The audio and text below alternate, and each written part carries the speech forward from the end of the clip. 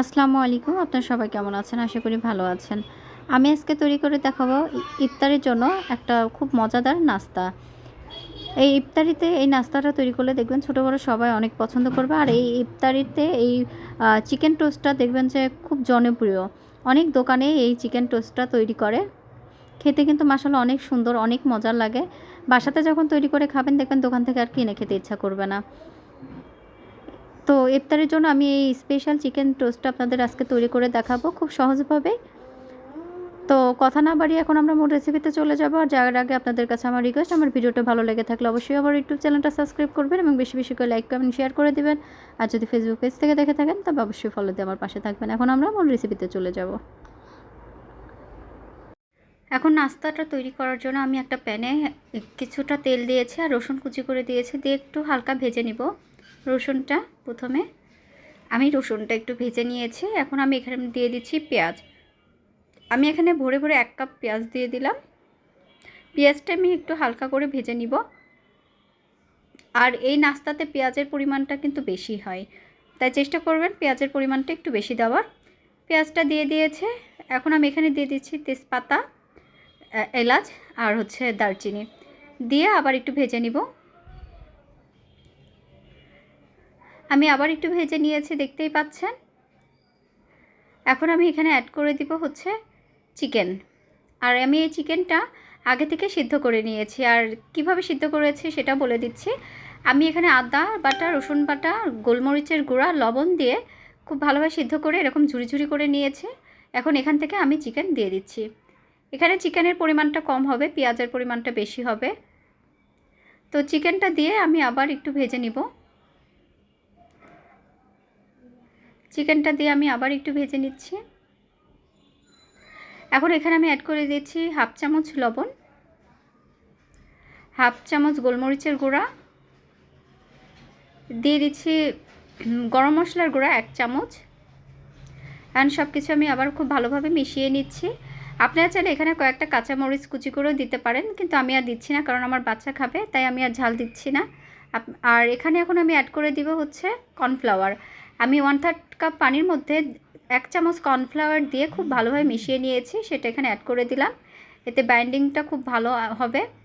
দিয়ে আবার আমি একটু নাড়াচাড়া করে নিচ্ছি। এই তৈরির মধ্যে আমার পুরটা তৈরি হয়ে গিয়েছে, দেখতেই পাচ্ছেন। এখন এই পুরটা আমি চুলা থেকে নামিয়ে একটা সাইডে রেখে দেব। তো পুরটা আমি একটা সাইডে রেখে দিচ্ছি।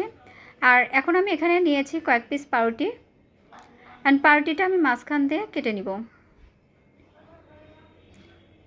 এই যে দেখেন, আমি পাউরুটিটা কেটে নিয়েছি। এভাবে এখন আমি সবগুলো পাউরুটি কেটে নিব।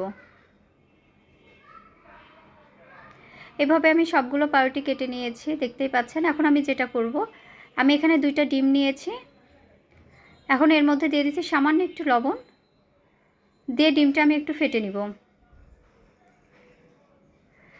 ডিমটা আমি একটু ফেটে নিয়েছি।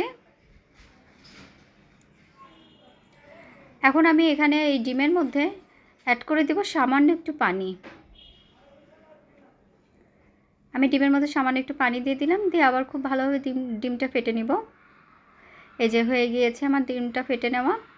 এখন আমি যেটা করব, আমি যে পাউরুটির পিসগুলো করে রেখেছিলাম সেখানে এই ডিমটা একটু লাগিয়ে নিব। আর এটা লাগানোর কারণ হলো, আমি যখন পুরটা এই পাউরুটির উপর লাগাবো তখন কিন্তু খুলে আসবে না। আমি যে চিকেনের পুরটা তৈরি করেছি যখন পাউরুটির উপরে দিব তখন এটা খুলে আসবে না। তার জন্য অবশ্যই এভাবে ডিমটা আগে থেকে একটু পাউরুটির উপর লাগিয়ে নেবেন।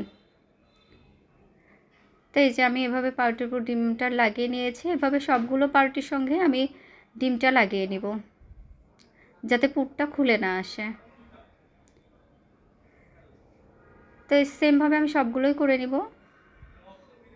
সবগুলো পাউরুটির সাথে আমি ডিম লাগিয়ে নিয়েছি। এখন আমি যে চিকেনের পুরটা তৈরি করেছিলাম সেটা এখানে দিয়ে দিচ্ছি।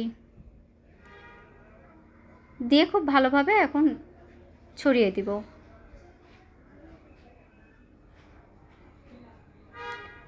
দেখতে পাচ্ছেন আমি কিভাবে কাজটা করছি। যে আমি পাউরুটির সঙ্গে লাগিয়ে নিয়েছি, এভাবে লাগিয়ে নেবেন, একটু খুলে আসবে না। তো এইভাবে আমি সবগুলো পাউরুটির সঙ্গে এই চিকেনের পুরটা লাগিয়ে নিব। সেমভাবে আমি আরেকটাও করে নিচ্ছি। আর দেখে একটু বুঝে নেবেন, আসলে এটা বলার কিছু নাই, একটু দেখে বুঝে নেবেন যে আমি কিভাবে লাগিয়ে নিচ্ছি।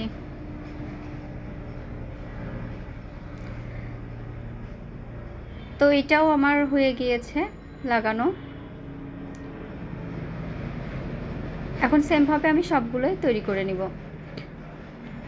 এই যে আমি সবগুলো পাউরুটির সঙ্গে চিকেনের পুরটা লাগিয়ে নিয়েছি। এখন এটা ফ্রোজেন করবেন কিভাবে আমি সেটা বলে দিচ্ছি। এখন এভাবে আমি ডিপ ফ্রিজে রেখে দিব হচ্ছে 3 থেকে 4 ঘন্টার জন্য। 3 থেকে 4 ঘন্টা রেখে দিলে এটা শক্ত হয়ে যাবে। তারপরে কোনো জিপলক ব্যাগে বা হচ্ছে এয়ারটাইট বক্সে করে আপনারা রেখে দিবেন। পুরা রমজান মাস আপনারা নিশ্চিন্তে থাকতে পারবেন, কোনো চিন্তাই করতে হবে না। একটু কষ্ট করে যদি এভাবে নাস্তাটা তৈরি করেন দেখবেন পুরো রমজান মাস একদম নিশ্চিন্তে থাকবেন। শুধু তাই নয়, বাচ্চাদের টিফিনেও আপনারা এভাবে তৈরি করে দিতে পারবেন। তখন আমি একটু ভেজে আপনাদের দেখাচ্ছি। আমি একটা কড়াইয়ে তেল দিয়ে দিয়েছি, তেলটা গরম হয়ে গিয়েছে। এখন আমি এই পাউরুটির পিসটা ডিমের মধ্যে একটু ডুবিয়ে নিচ্ছি। ডিমের মধ্যে এপিট ওপিট খুব ভালোভাবে একটু চুবিয়ে নিতে হবে। নিয়ে এখন এটা আমি তেলের উপর দিয়ে দিব। আর যেটা করব, আমি একটু ডিম এভাবে একটু ছিটিয়ে দিব, এতে করে জালি জালি একটা ভাব আসবে। এতে দেখতেও সুন্দর লাগবে, খেতেও ভালো লাগবে, একদম দোকানের মতো দেখতে মনে হবে। তো আমি এভাবে একটু ডিম ছিটিয়ে দিলাম, দিয়ে আমি খুব ভালোভাবে এপিট ওপিট ভেজে নেব। আর চুলার জালটা মিডিয়াম আঁচে রাখবেন, জোরে দিবেন না।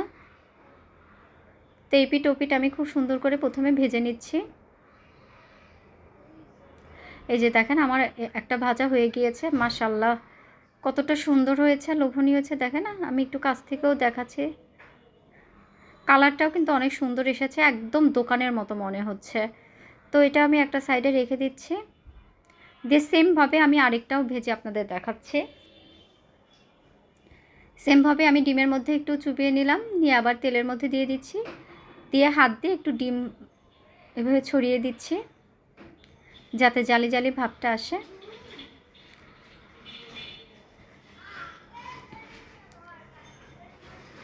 তো এটাও আমি সুন্দর করে ভেজে নিচ্ছি। আর এই নাস্তাটা খেতে যে কী পরিমাণ মজার হয় তা বলার মতো না। তো আমি এপিট ওপিট খুব ভালোভাবে ভেজে নিচ্ছি। আর এটাও আমার ভাজা হয়ে গিয়েছে, দেখেন দেখতে কতটা সুন্দর হয়েছে, লোভনীয় হয়েছে। তো এইভাবে আমি আরও কয়েকটা ভেজে নিব। এই তো দেখেন আমি কয়েকটা ভেজে নিয়ে এসেছি, দেখতে কতটা সুন্দর আর লোভনীয় হয়েছে, খেতে কিন্তু মাশাআল্লাহ। রমজান মাসে দোকানে দোকানে দেখবেন যে এই নাস্তাটা তারা তৈরি করবেই, মানে রমজান স্পেশাল এটা একটা আইটেম বলতে পারেন। রমজান মাসে সব দোকানে এই আইটেমটা তৈরি করে, আর খেতে কিন্তু অনেক মজা লাগে।